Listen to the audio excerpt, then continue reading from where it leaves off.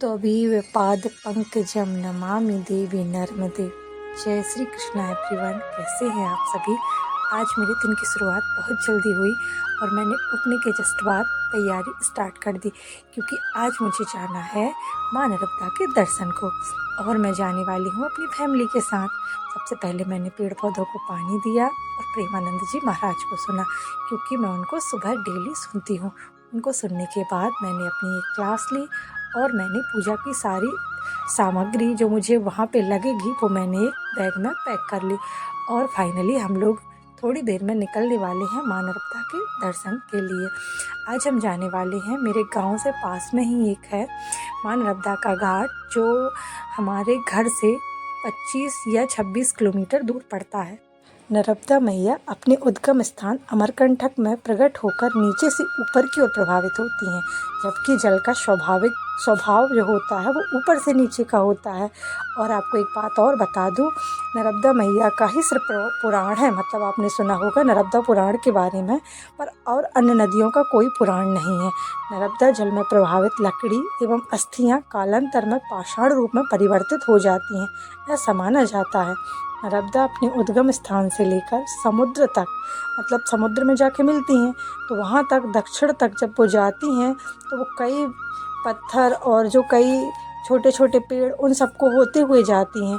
तो कहा जाता है कि जो डेल्टा होती हैं, डेल्टा ना बनाने वाली नदी नर्मदा मैया को माना जाता है। नर्मदा में अधिक तीव्र जल प्रभाव वेग विश्व की किसी अन्य नदी का नहीं है, मतलब नर्मदा मैया का जो जल का प्रभाव है वो बहुत तेज है और इनके अलावा किसी भी नदी का इतना तेज प्रभाव नहीं है।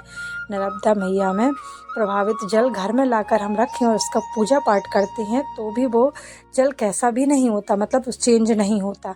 और आपको एक बात और बता दूं, नर्मदा तट में जीवाश्म प्राप्त होते हैं, मतलब हमको कई प्रकार के जीवाश्म नर्मदा के तट पर ही प्राप्त होते हैं।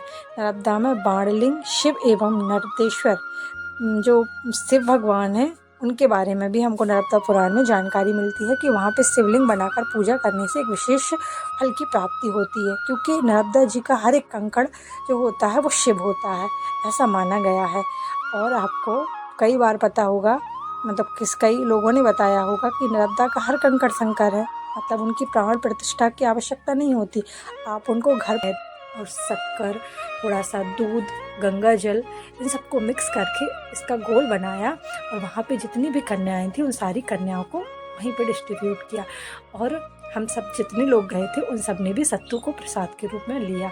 और फाइनली हम लोगों ने पूजा करने के बाद वहाँ जो बैठी होती हैं दादी लोग, उनके लिए भी हम कुछ लेके गए थे।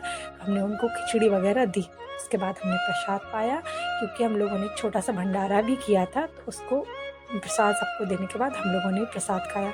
अगर आपको मेरी वीडियो अच्छी लगती है तो आप मेरे चैनल को विजिट कर सकते हैं, प्लेलिस्ट मिल जाएगी।